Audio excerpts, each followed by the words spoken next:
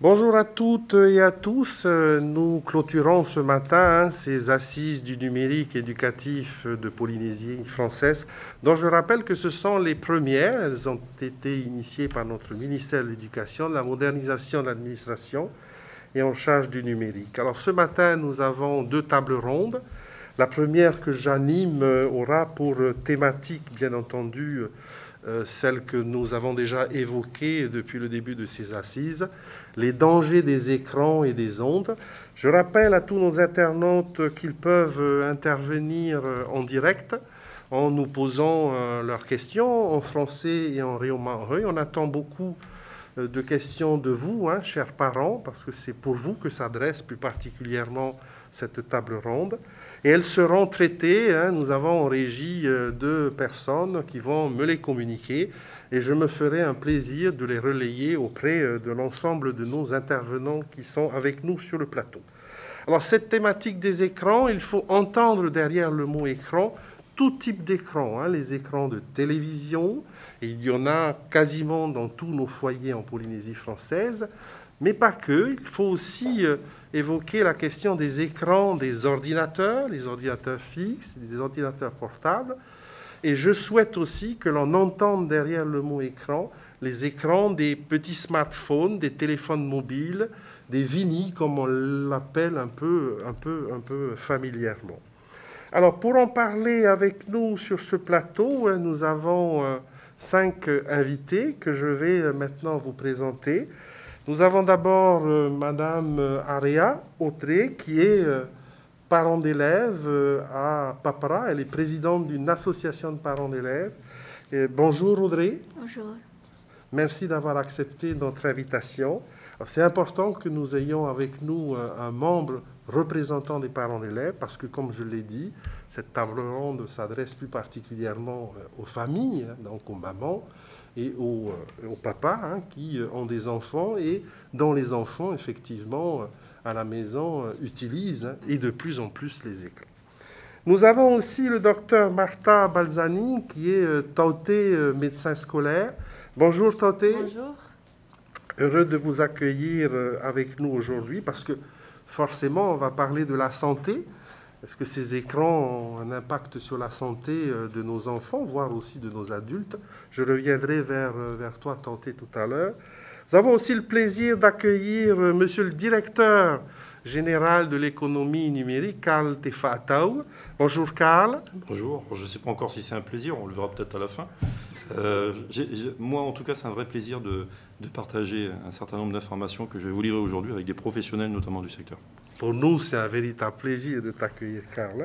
Et on a eu l'occasion d'avoir d'ailleurs des informations très intéressantes sur la situation de l'utilisation du numérique dans les familles en Polynésie française. Et je reviendrai vers toi, Carl, tout à l'heure sur ton champ de compétences particulières. On accueille aussi avec nous Pierre-Louis Coutura, qui est l'inspecteur de l'éducation nationale en charge de l'adaptation et de la scolarisation des élèves handicapés. Bonjour Pierre-Louis. Bonjour à tous. Voilà, il y a un impact aussi sur les apprentissages, on le verra avec toi Pierre-Louis tout à l'heure. Avec nous, nous avons aussi le plaisir d'accueillir monsieur Jean-Claude Moinagret, qui est inspecteur de l'éducation nationale aux îles sous le vent et qui a des compétences particulières en réomaoreuil. Et tout à l'heure, nous aurons l'occasion de les utiliser pour nous faire une petite synthèse. Bonjour Moina. Bonjour Jean-Louis, Yorana. J'essaierai effectivement, avec les compétences que j'ai, de synthétiser les différentes interventions en réomaoreuil. Bien voilà, alors, donc voilà le décor planté, nos invités sont présentés et je vais commencer maintenant notre table ronde par faire un premier tour de table. Et je vais commencer à m'adresser à vous, monsieur le directeur de l'économie numérique. Quel constat peut-on faire sur l'évolution de l'utilisation des écrans et des ondes aussi dans les foyers de Polynésie française, et puis peut-être nous apporter des précisions sur l'utilisation qu'en font les mineurs, parce que c'est plutôt sur cette cible-là que la table ronde va s'intéresser plus particulièrement, mais pas que, mais d'abord sur cette cible-là. Alors, monsieur le directeur, à vous. Alors, effectivement, alors, ce que je vais faire, c'est que je vais vous décrire très rapidement l'évolution des comportements qui ont amené à une utilisation des écrans. Comment je vais le faire? Je vais vous donner quelques chiffres qui vont vous permettre de vous rendre compte à quel point en Polynésie, finalement, on est connecté. Alors déjà, nous sommes particulièrement bien équipés en Polynésie française. Nous avons un taux d'équipement de 62% de l'ensemble des Polynésiens, tout âge confondu. Donc ça, si on rapporte ça au ménage, vous doutez bien que le taux d'équipement il est important. Et donc le nombre d'écrans qui sont disponibles dans les foyers l'est également. Ce qui est intéressant également, c'est que sur les équipements, sur les foyers qui sont équipés, nous avons plus de 92% d'internautes. Ça veut dire que quand on s'équipe, c'est pour aller, c'est pour naviguer, c'est pour utiliser les réseaux sociaux plus particulièrement, et je pense qu'on reviendra dessus. Il y a un élément, et vous l'avez abordé, tu l'as abordé en tout départ, on parle également des écrans de télévision. C'est particulièrement important et ça a eu un rôle notamment pendant la crise et la période de confinement, puisque aujourd'hui on passe en moyenne 2 heures non-stop devant son téléviseur. Voilà. Alors j'ai pas sur ce chiffre-là, j'ai pas la répartition chez les enfants, mais je pense qu'elle est beaucoup plus importante, forcément. Il y a un élément par contre qu'il faut prendre en considération, et là on évoquait les smartphones. Alors, smartphone et les tablettes, je ferai un petit peu la distinction tout à l'heure. Sur le smartphone, on a une utilisation qui est en train d'exploser. Alors, on a un niveau d'équipement qui est en train d'exploser chez les plus jeunes. Alors, je ne sais pas si vous avez... Voilà, il y a une illustration derrière moi. Et si vous regardez, pour les enfants de moins de 11 ans, 10%, 11% me semble-t-il, d'entre eux sont équipés de smartphones. Et puis, plus on va avancer en âge, et plus ce niveau d'équipement va augmenter. Et donc, a fortiori, la connexion également et l'accès aux services est de plus en plus importante, dans les mêmes proportions d'ailleurs. Donc la proportion d'équipement, elle est égale à la proportion d'utilisation. Voilà, ça ce sont des éléments de base pour notre, je pense en tout cas pour notre débat de ce matin. Ce qu'il faut garder en tête, c'est que nous sommes sur une utilisation qui est plus que croissante, qui est exponentielle en termes d'équipement. Pourquoi? Parce qu'il y a 10 ans, l'équipement des moins de 11 ans, même pas en smartphone, en téléphone mobile, était quasiment de 0%. Donc vous voyez déjà l'évolution que l'on peut avoir. Et puis, je pense qu'on reviendra dans le cadre du débat sur les ondes électromagnétiques, et sur les équipements, sur l'environnement électro qu'il y a. Eh bien, tout ça, finalement, est interconnecté via des réseaux sans fil. Donc, forcément, c'est un impact sur la société, sur notre économie, et puis sur les moyens, les façons dont on doit se connecter. Merci, Karl, pour ces premiers éléments. Alors, je vais maintenant m'adresser à toi, Martin, notre Tauté, notre représentante de la santé. On le voit bien, les écrans sont quasi omniprésents dans les familles polynésiennes, et on l'a entendu aussi. Les jeunes Polynésiens, ils sont de plus en plus jeunes, possèdent déjà de la téléphonie mobile, smartphone, a dit Karl tout à l'heure, et les utilisent forcément quasi quotidiennement. Le temps passé devant la télévision est important. Donc, en quoi, Tauté, finalement, les écrans peuvent-ils présenter un danger pour la santé? Et quel impact peut-on constater plus particulièrement chez les mineurs, voire chez les très jeunes mineurs? Parce que parfois, les écrans sont aussi utilisés dans les familles auprès de jeunes enfants qui ne viennent pas encore à l'école. Donc voilà. Alors, c'est vrai que moi, en tant que jeune médecin généraliste en hygiène scolaire au Centre de la mère et de l'enfant, dans ma pratique quotidienne, la question sur le temps d'exposition des écrans, ça revient quasiment à chaque consultation pour les enfants et surtout pour les adolescents, mais aussi pour les petits. Donc, en consultation, nous, on a de plus en plus de plaintes et des pathologies qui sont liées à une surexposition aux écrans.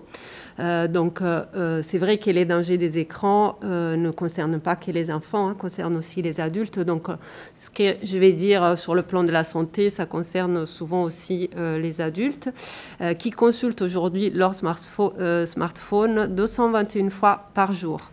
Donc, moi, j'avais trouvé des chiffres plutôt sur les familles françaises, pas sur la famille polynésienne, qui possèdent aujourd'hui en moyenne 6 écrans.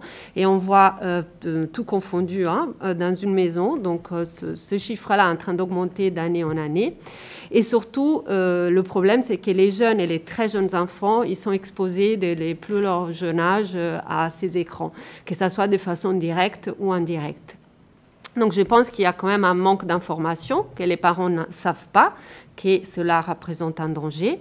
Ça peut être un danger, effectivement, sur tout ce qui est sur le plan cognitif, dont M. Coutura parlera plus amplement tout à l'heure, donc avec des retards de langage, des difficultés scolaires, mais aussi des problèmes psychologiques. On peut avoir des problèmes d'attention, des problèmes aussi des dépressions, d'isolement. Mais moi, si je me limite sur tout ce qui est physique et santé, c'est vrai que le premier lien que j'ai fait, c'est entre la durée d'exposition des écrans et l'obésité. Ça a été très démontré chez les enfants.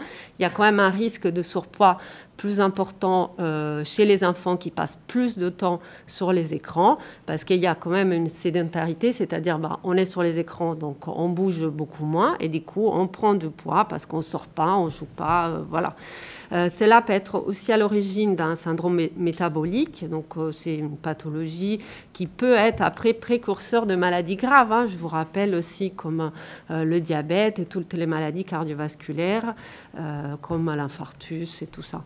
Ce qui est important aussi sur le plan physique, c'est que les écrans ont un impact important sur le sommeil.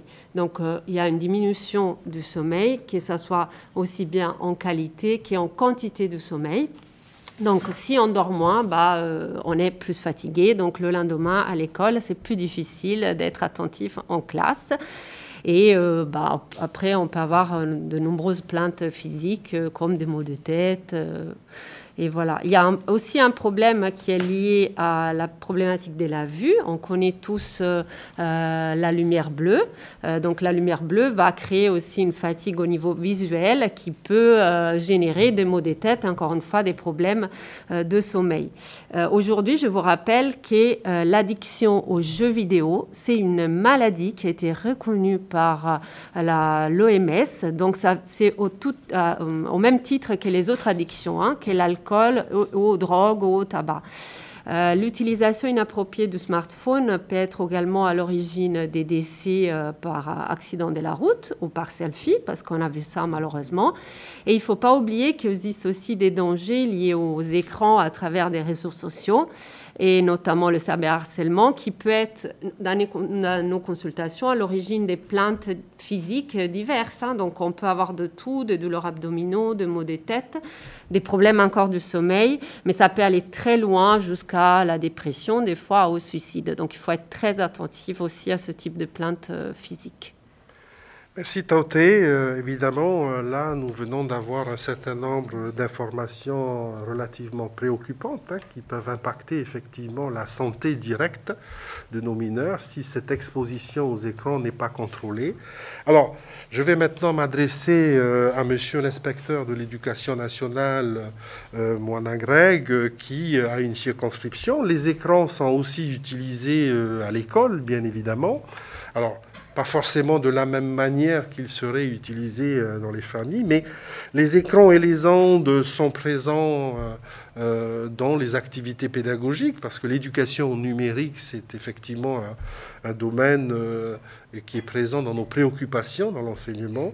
Sous quelle forme est-ce que ça existe à l'école ?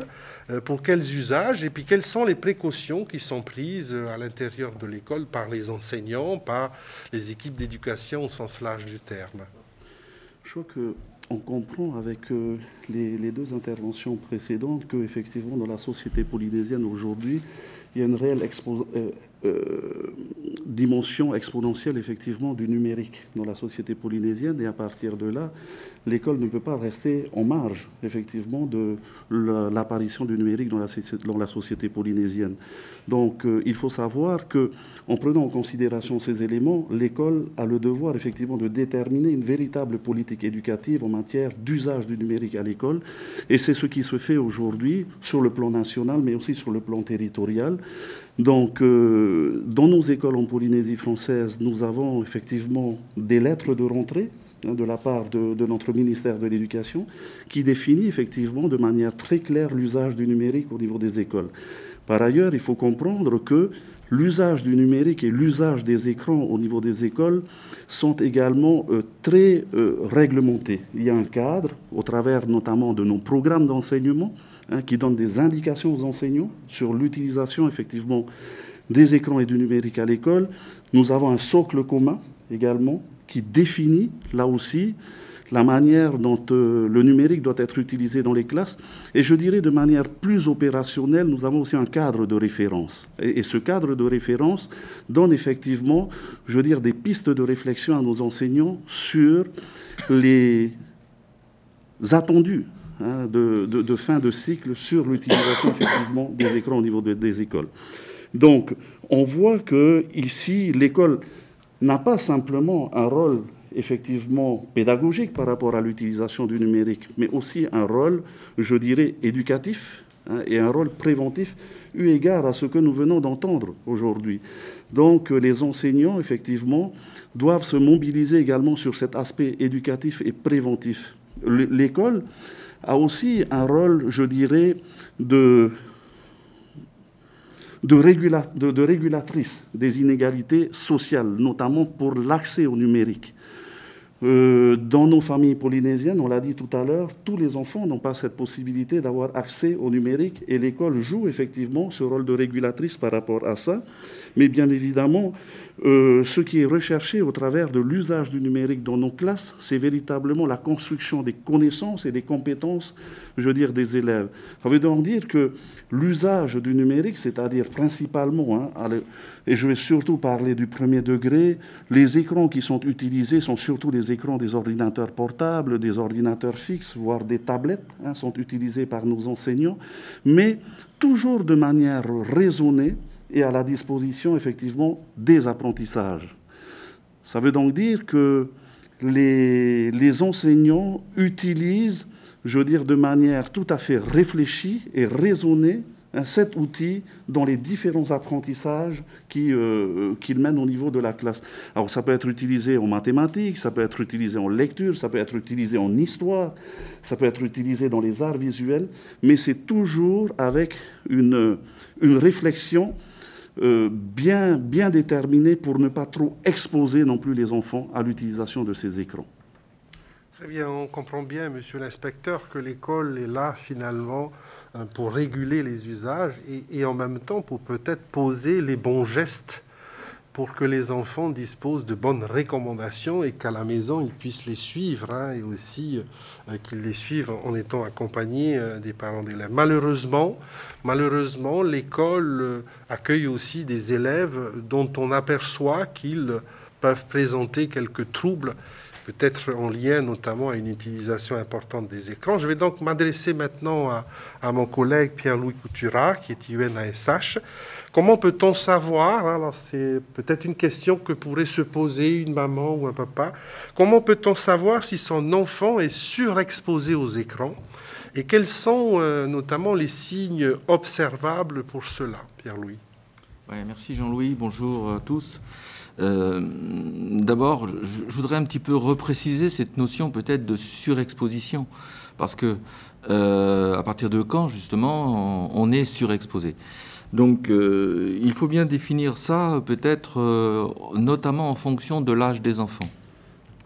C'est très difficile de poser des limites vraiment très strictes, mais ce qu'on peut indiquer à tout le monde, c'est que plus l'enfant est jeune, et moins il doit être exposé aux écrans. Alors, en règle générale, si on se base sur différents travaux de pédopsychiatrie, un enfant de moins de 3 ans ne doit pas être devant un écran. Alors, je sais que là, un certain nombre de personnes qui nous écoutent doivent être interrogatives, mais pour ce qui concerne les enfants de 3 à 6 ans, il faut limiter vraiment à 1h30 peut-être ce temps d'exposition. Globalement, on peut dire que si on est 4-5 heures devant un écran, on est en risque de surexposition. Encore une fois, c'est d'autant plus important que l'enfant est jeune. Voilà. Alors, effectivement, comme l'impact est d'autant plus important que lorsque effectivement l'enfant est jeune, je vais surtout me centrer, moi, sur les petits, et notamment sur les enfants scolarisés à l'école primaire. Globalement, on l'a dit tout à l'heure avec Martha,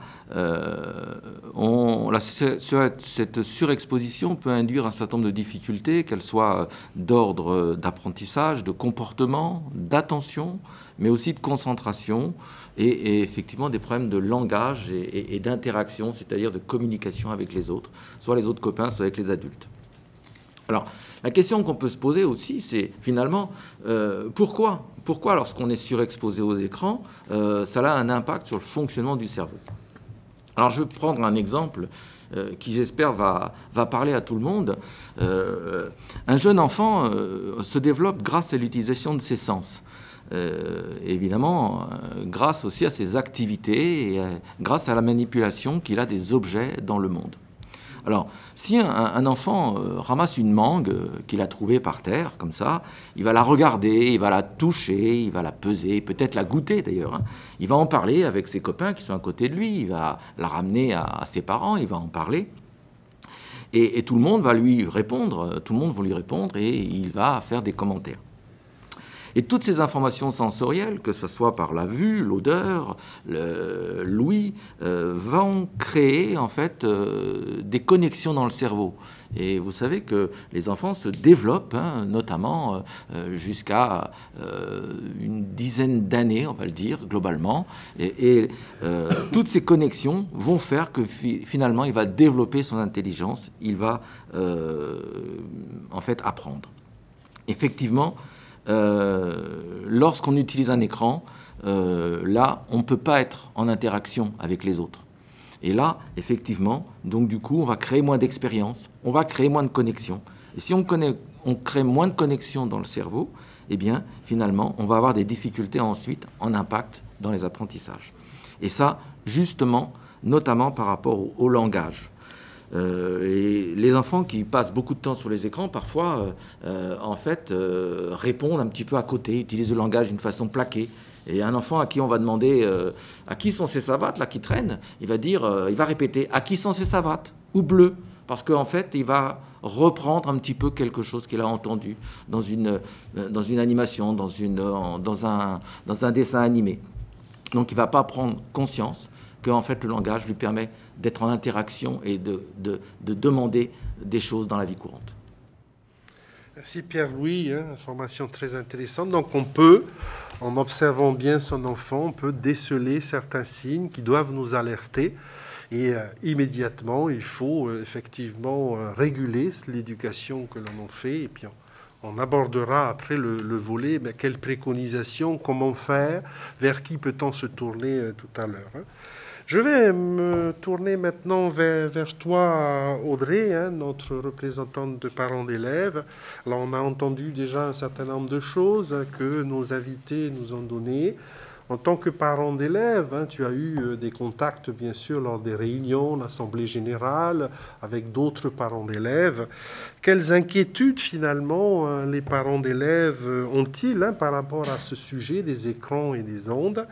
Et de quelles aides, finalement, auraient-ils besoin, Audrey?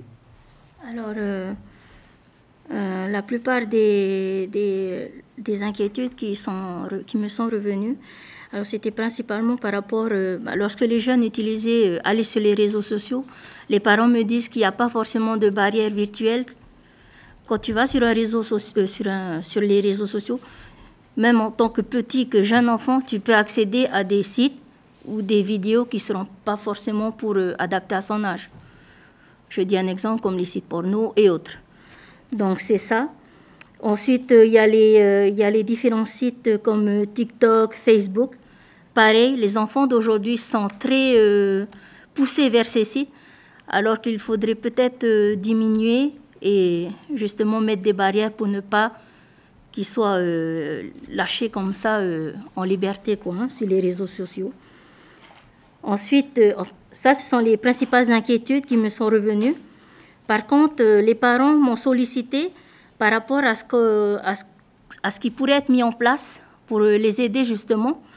Donc déjà au sein de l'école, pourquoi pas remettre en place encore des semaines du CP ou des semaines du CE1 ou des cafés des parents dans lesquels on établira une semaine.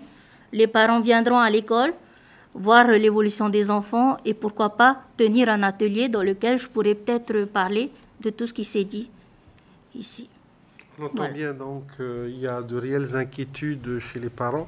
Sur le sujet des réseaux sociaux, on y reviendra tout à l'heure. Hein, c'est l'objet du thème de la deuxième vraiment table ronde qui va se situer juste après. Mais effectivement, vous avez raison de le signaler, quand on est sur un réseau social, on est confronté à un écran et parfois on y passe beaucoup de temps. Hein. Effectivement, l'écran, c'est l'objet, mais derrière, il y a aussi des contenus. Et c'est vrai que vous avez signalé l'idée que les parents sont inquiets par les contenus qui sont parfois accessibles aux mineurs hein, à travers ces réseaux sociaux, mais à travers aussi un smartphone. Hein. Alors, une première question pour compléter un petit peu l'intervention de la maman qui s'adresse à Karl. Qu'en est-il finalement de ce fameux contrôle parental que les opérateurs proposaient avant? Est-ce qu'on peut réguler ça à l'échelle de la Polynésie française, notamment pour limiter l'accès à des contenus qui seraient inadaptés hein, à certains mineurs? Alors sur le contrôle parental, c'est un peu compliqué. Je vais m'expliquer. Tout ce qui relève finalement du contenu dont on dispose, que l'on a à disposition sur les plateformes, ça relève en fait des compétences de l'État, puisque là on est sur la loi informatique et liberté. Les opérateurs par contre peuvent techniquement bloquer un certain nombre de contenus, mais je crois qu'en réalité ce qui a prévalu ces dernières années, ça a été plutôt la formation des parents et l'accompagnement des parents. Je pense que les programmes de sensibilisation seront toujours plus efficaces que du contrôle technique, clairement. Voilà. Très bien. Alors, voilà donc la première partie de cette table ronde posée. Je me propose maintenant, et je vous propose notamment, avec l'aide de mon collègue Moana Greg, que l'on fasse une première synthèse en Reo Tahiti des propos qui ont été tenus de manière globale, de manière à ce que les internautes qui ne sont pas tout à fait à l'aise avec la langue française puissent quand même continuer de nous suivre avec quelques éléments du débat déjà posés clairement en Reo Tahiti. Chers collègues, donc Moana, à toi pour 3 minutes. Est-ce que tu peux nous résumer en Reo Tahiti ce qui vient d'être évoqué par nos différents intervenants? Aruru mai te no te nei wit ana o e Jean-Louis ia marman mai te mo fea e hiu mai rei tato I te nei mhana. Hau e rawa e tatra tu e te mo pro I whaatahia mai e te e mautia. Te ia te tei wit a na tō e metua. Tēnā ora te e metua, ia whaana wau tau tamari e hor oa wau, e piti tōna mataiti e hor oa ia wau, te e mau vini I tā tātou e hor ona I tōi te mau tamari. E te ani meira ona mea tano anei. Te whaarara te mau eiwan a I te ne mhana, I raroa mai te whaito e turu mataiti, e te tia e hor oa te e mau matini rorowira, I rato I trima o tā tātou mau tamari. Me tā otia me te he ona no te mea, e whiwhi e parau no te ea. I roto I te mō tātara I tātarahia mai, e Karl te whaatau, tēnā ora ona e te u ana roa atura parau no te e mō mātini rorowira I roto I te tō te iate, tō tātou nei whenua. Tōna ura ia ara mai te tātou, te mō metua, no te mea nā tātou e hor ona I te e mō mātini, I roto I trima o tā tātou mō tamari. I ara tātou I te mō whaanhora e tātou mō eiwan a, e pupu mai rei roto I tātou, no te mea te veira te tei mau tauturu o tātou mō eiwan a, e hor o mai rei tō tātou rima, ia rauti I tātou te e mō whaanhor a, I te parau hoara, no te whaohupar a te e mō matini. No ria, te e mō mano I matara mai I te ine mhana, I e hoara te whaito, mataiti tātou mō tamari e nenhe, e whaohupa te e mō matini roroura, me tā otia hia ona I te tēme. E te anit o maira, e ha te tēme nenhe whaat a, tano huia I te te mō tamari. Te tēme, tāte mau eiwan a, e whaanhoara I roto I te mea te mhana ho e, nen he parau e tinia tātou te parau no te ho e hora I te tūr atatatou mo tamari I mua I tēnei mo matini rorowira. Ia hau te ie mo hora, tēnā ora ia tātou, ai te tātou mo tamari e apo ahaura te mo hapi I a tātou te mo metua e hor ora rito I tātou mo tamari. Nō ria, me whauwha, ia hap o mai te o tātou te mo metua, nā tātou e rauti nei te ie mo tamari, ia hap o tātou mo whaanhora no te mea, ia hap I mei te tātou I tātou mo tamari I te whaahupara te I mo matini. Te mea pāpūra, I raro mei te whaito e toru matheiti, me hau I he horo te I mo mohe a I roto I trima o tātou mo tamari. Merci, mon cher collègue. Tout à l'heure, Madame Audrey, notre représentante de parents d'élèves, signalait aussi la nécessité et le besoin que les parents éprouvent qu'à l'école, il y ait des espaces de discussion et d'explication. Donc on va donc les poursuivre. Effectivement, cette période de crise sanitaire nous a un petit peu limité les concentrations de parents au niveau de l'école. Mais on s'aperçoit, et vous le dites, et d'ailleurs on le rencontre aussi sur le terrain, que c'est nécessaire. La semaine du CP, la semaine de la maternelle, la semaine du numérique, ce sont autant de moments où effectivement l'école ouvre ses portes à ses partenaires principaux et notamment aux parents pour qu'on puisse échanger sur des sujets. Effectivement, le numérique, l'utilisation des écrans à la maison sont des sujets qui peuvent être débattus de nouveau au niveau de l'école. Nous avons déjà énormément de questions, donc on va passer maintenant dans la deuxième partie de la table ronde avec une première question qui s'adresse à toi, Martin, à notre Tauté. A-t-on en Polynésie française des structures pour accompagner les enfants ou bien alors des adultes à sortir de l'addiction aux écrans que tu as évoqué tout à l'heure? Et c'est juste après ce jingle qu'on va maintenant traiter la deuxième partie de la table ronde.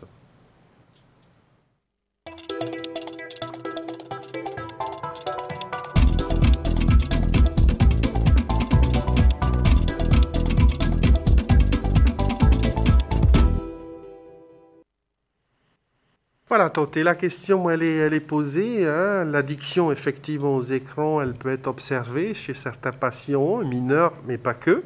Est-ce qu'on a en Polynésie française des structures pour accompagner ce type de patients à ta connaissance?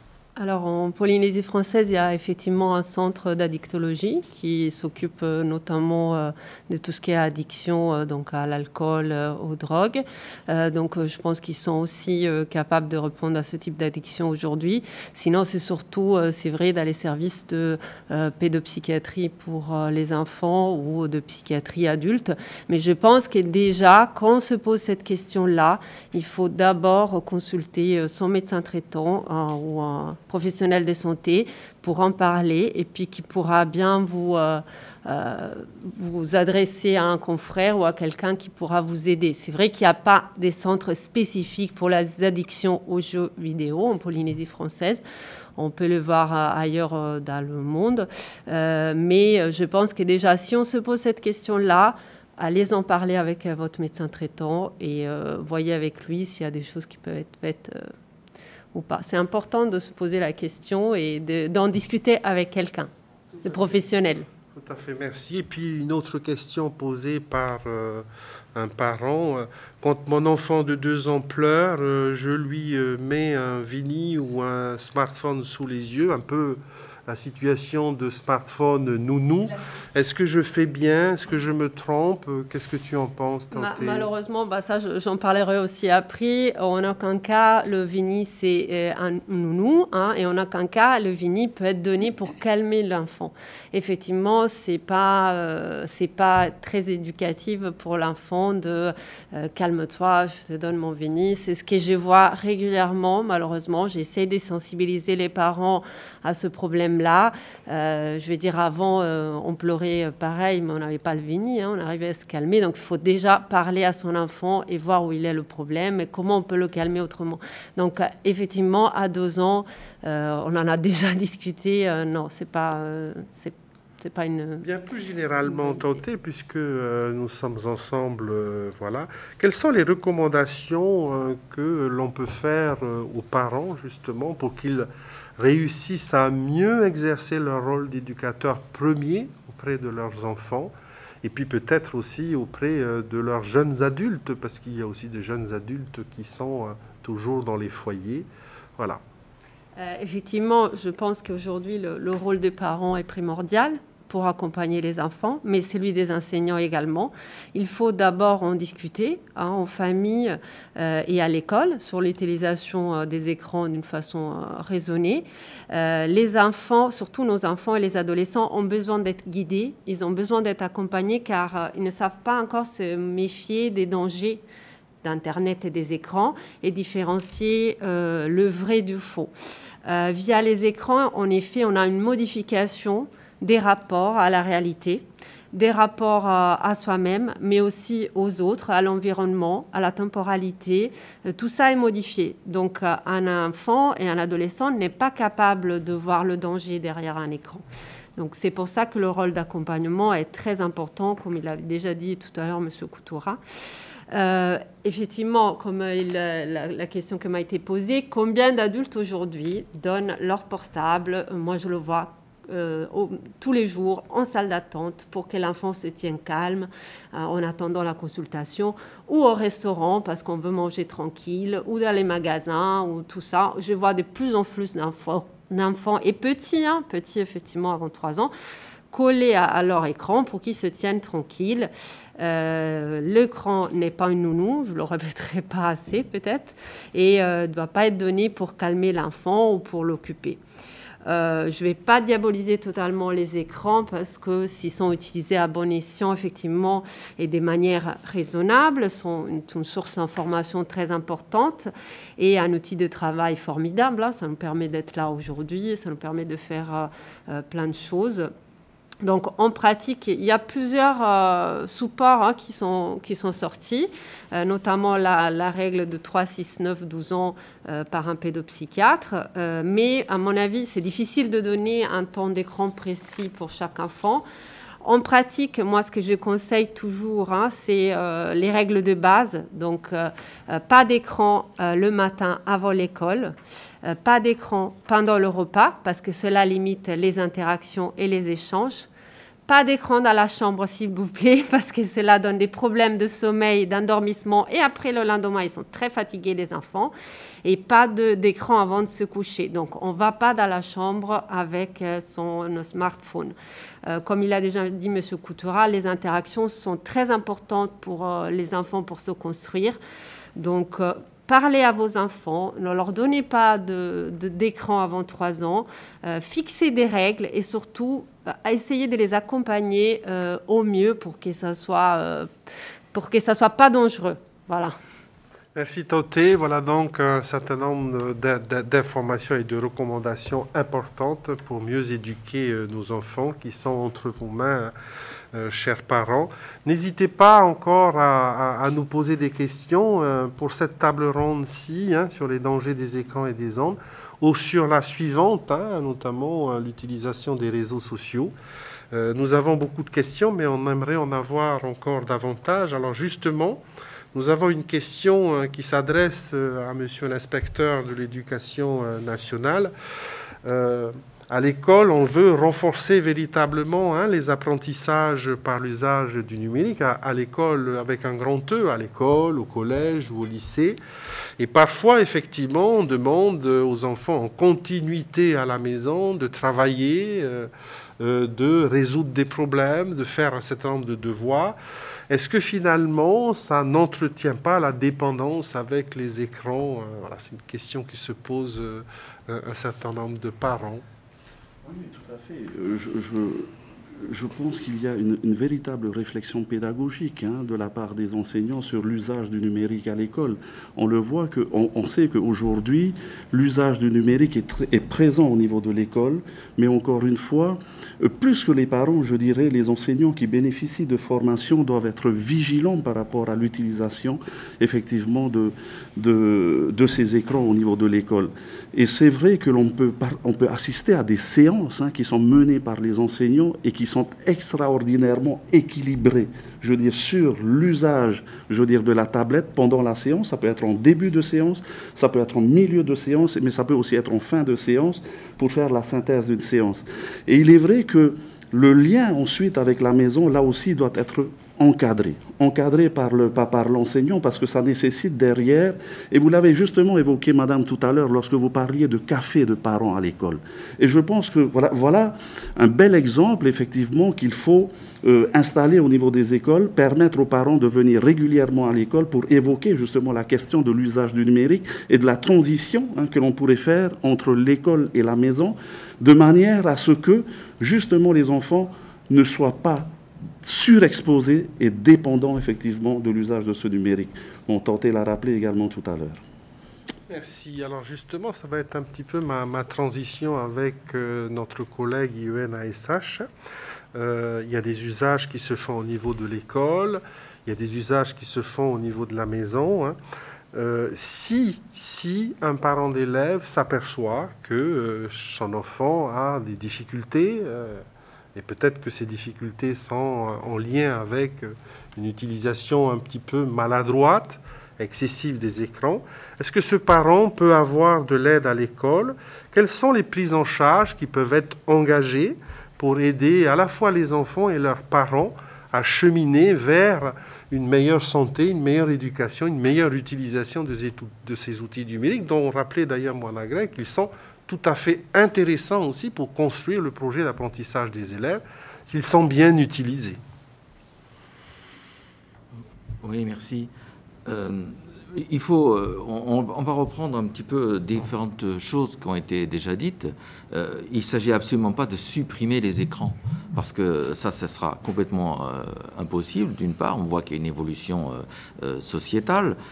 Ils existent complètement dans nos environnements, et donc là, ça serait peine perdue. La seule chose que l'on puisse faire, c'est déjà le plus important, c'est limiter le temps d'accès, limiter les contenus, et ne pas les laisser seuls, d'autant plus lorsqu'ils sont petits. Mais quel que soit l'âge, il faut qu'il y ait un contrôle. Alors je voudrais rassurer aussi les parents, d'abord les déculpabiliser. On ne peut pas enlever les écrans, ils font partie de notre vie, et ensuite les rassurer. Car lorsqu'il y a effectivement, pour répondre un petit peu plus directement à la question, lorsque les enfants sont je dirais, surexposés aux écrans, en fait, il suffit de leur enlever l'écran pour revenir assez rapidement à une normalité. Et donc, du coup, la question se pose de l'addiction. Tout à l'heure, on en a parlé. Alors, tous les parents ne vont pas aller consulter parce que la pédopsychiatrie va nous arracher les yeux, hein, donc c'est pas possible. En revanche, il va falloir proposer une alternative aux parents, une alternative aux enfants. Et donc, du coup, peut-être leur proposer une modification temporelle à la maison, modification un petit peu des activités, leur proposer peut-être une inscription dans un club sportif, faire des jeux de société peut-être à la maison, discuter avec eux, proposer des sorties, c'est-à-dire en fait modifier l'environnement de la maison. Peut-être il va falloir changer, si l'enfant a une chambre, peut-être modifier son espace pour que l'enfant ait un renouveau, modifier les habitudes pour que l'enfant ne soit pas confronté seul à cet écran, cet ordinateur. L'important, effectivement, est l'accompagnement, on l'a dit à plusieurs reprises. Après, il y avait une autre question tout à l'heure sur le Vini nounou. Alors, justement, j'attire l'attention de tout le monde, tous nos auditeurs, sur les jeux, les jouets que vous achetez à vos enfants. Maintenant, un grand nombre de jouets comportent des écrans.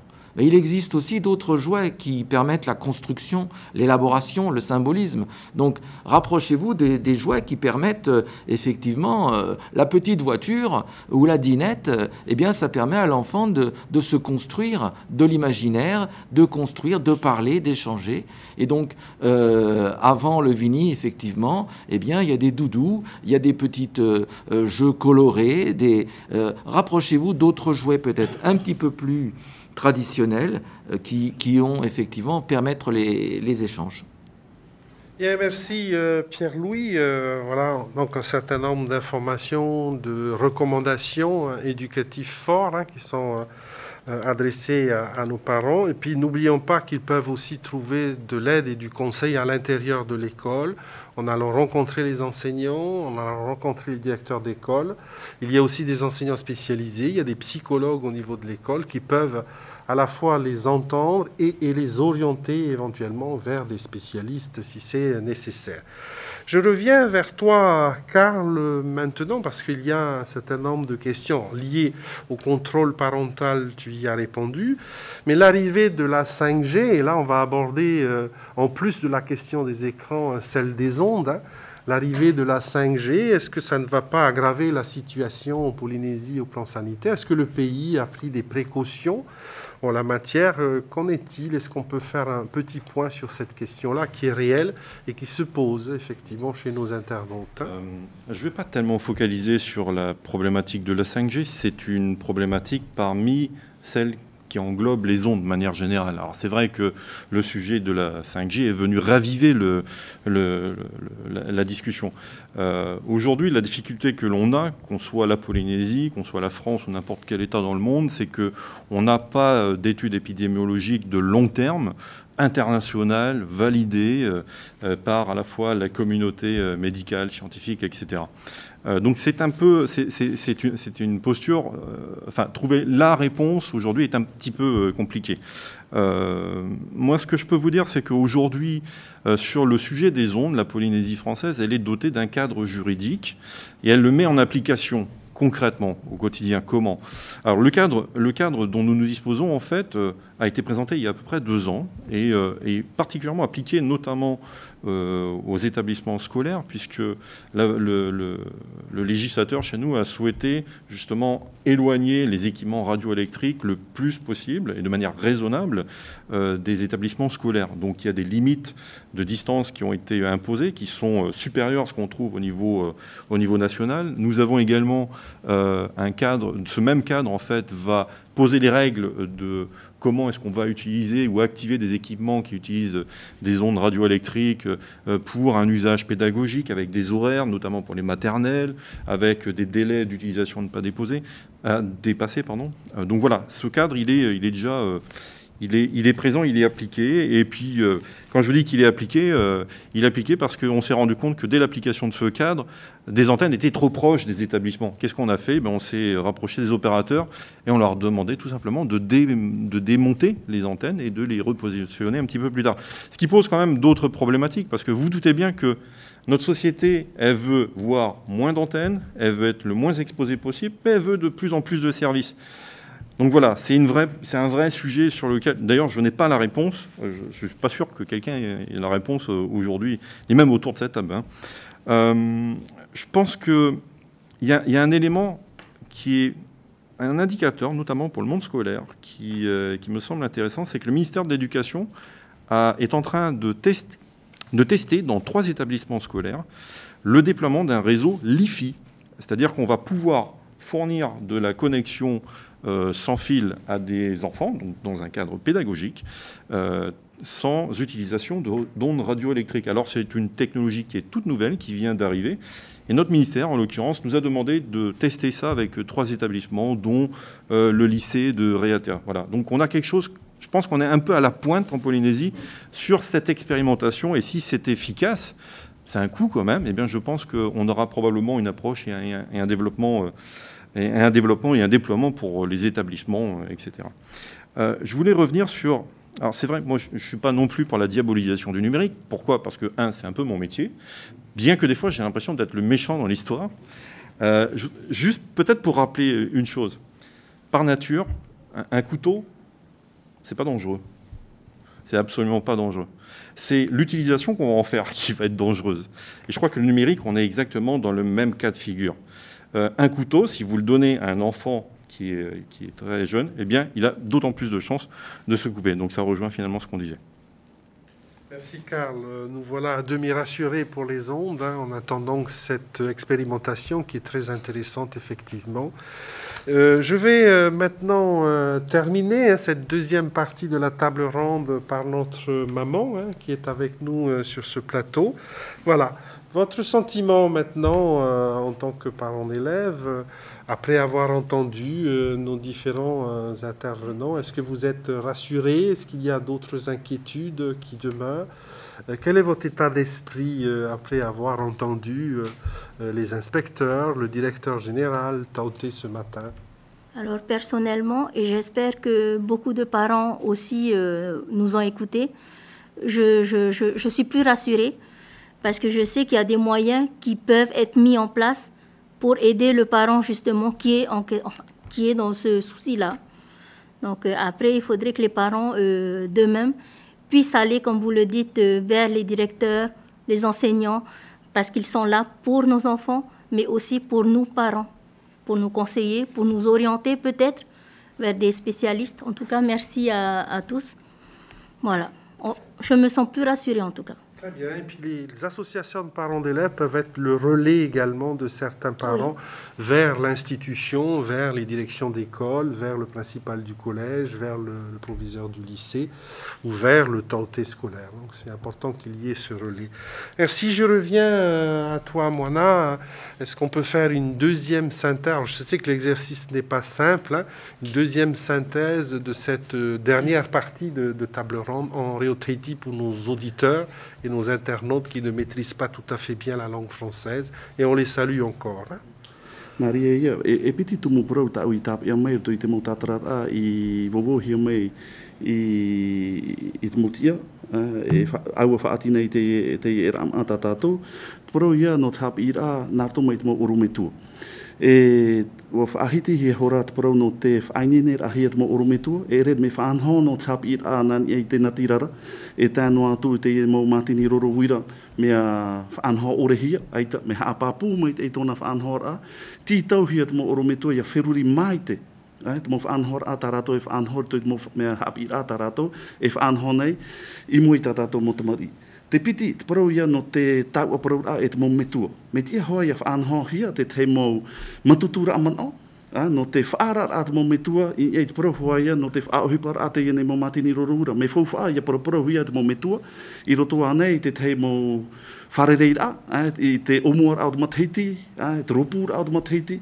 e ia tau pro hia te ene pro te piti o te tumu pro tau I tape a mai te pro ia no te whaohipar a te mo matini rorura I roto I hoara te utua whare pro no te whaohipar te itera tātou I te nemhana ia haren ame tātou mo tamari e tama e tātou e te rua o ara ki tamari tāna mea tāna matini rorura hare mea e tama non awo te ria whaanhor a nā tātou te mo metua e imi te mo rawa ia te hupa ia tupu no te mea e ore roa te tau a pro roto I te metua e tāno atu tāna tamari te mau whahitira ia no te nemhana te nā o mai rat mo e wan ai tātou I haro atu tātou ia weho ia tupu no ana te mo anhor a ia weho ra tātou I te paraprau a I roto I te metua e tāno atu I tāna tamari I ria te mo tamari e ite to ai te mo anhor a te mo anhor a e anhor hia te metua I roto I te utua whare parau at oa no te tauir a te mo anhor a I roto I te ora a no te mea ia weho tātou mo tamari I mo I te mo matini rorowira e mai to muri mai te whaahiti rato tātou taote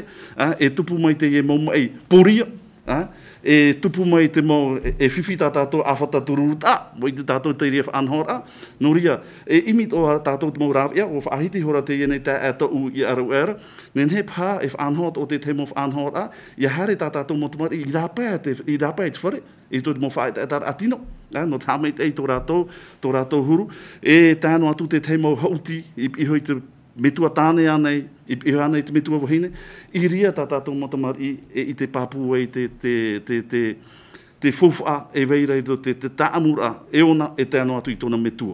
Promo, te veira hoa te mo matini rorowira. Tēnei rā, nā tātou te mo metua e o mai te ria parau, I ha tātou matamari, ia mai hia I tēnei whaanhora. Merci, Moana, pour cette synthèse très précise et qui résume assez bien les choses. Nous sommes arrivés au terme de cette table ronde. Alors, le sujet qui a été évoqué ce matin, je le rappelle, ce sont les dangers liés aux écrans et aux ondes. Et on a entendu au travers de l'ensemble de nos intervenants sur ce plateau que la question du numérique, aujourd'hui, elle se pose de plusieurs manières. D'abord, il faut qu'on se dise ensemble que le numérique est devenu incontournable. Notre société, y compris notre société polynésienne, est entrée, peut-être un peu rapidement pour certains, dans l'ère du numérique. Et c'est un outil qui va exister de plus en plus à l'école, mais aussi dans la vie professionnelle et bien sûr dans les familles. Le problème qui s'est posé à nous et qu'on a débattu ensemble, c'est qu'il faut faire très attention lorsqu'on expose trop et trop souvent les jeunes enfants qui ne sont pas habitués, qui n'ont pas encore les codes de lecture et d'interprétation de ces outils. C'est un outil important, certes, mais qu'il faut en réguler l'utilisation et qu'il ne faut surtout pas remplacer tous les autres outils qui existent, éducatifs, comme les jeux traditionnels, comme le livre. Le numérique a toute sa place, mais rien que sa place. Il ne doit pas effacer l'ensemble des autres jeux éducatifs, y compris traditionnels, que nous connaissons par ailleurs. Et que parfois, il faut interdire effectivement à des jeunes enfants l'accès au numérique. Interdire, mais en expliquant pourquoi et ne pas rester sur l'interdit. Notre rôle de parents d'élèves, c'est effectivement d'éclairer également, et nos jeunes enfants sont tout à fait capables de comprendre pourquoi l'éducation est permissive par moments et l'est moins dans d'autres occasions. Et peut-être qu'il faut aussi que nous, parents d'élèves, ou que vous, parents d'élèves, on l'est tous ici, on est aussi grands-parents d'élèves, nous montrions l'exemple, Tauté l'a dit tout à l'heure, on colle un écran, une tablette sous l'œil des enfants. Il faut déjà que nous-mêmes, nous utilisions de manière raisonnée aussi ces écrans. On montre l'exemple. À table, lorsqu'on est en famille, mais on ne l'utilise pas, l'écran, de manière à favoriser les échanges. Pierre-Louis l'a rappelé, la communication est importante. Il faut qu'on se parle entre nous, entre adultes. Il faut qu'on parle aussi à nos enfants. Il faut que nos enfants, finalement, se construisent une bonne représentation du monde aussi à travers les parents et pas uniquement depuis ces écrans de télévision, depuis ces écrans de smartphone et de portable. Et vous l'avez entendu, nous sommes là aussi pour redonner confiance aux parents. Ils en ont besoin. Certains sont démunis. Moana l'a rappelé. La maman aussi nous a signalé un certain nombre de choses. Et le dialogue est très important. Le dialogue au sein de la famille, je viens d'en parler, mais aussi le dialogue au niveau de l'école.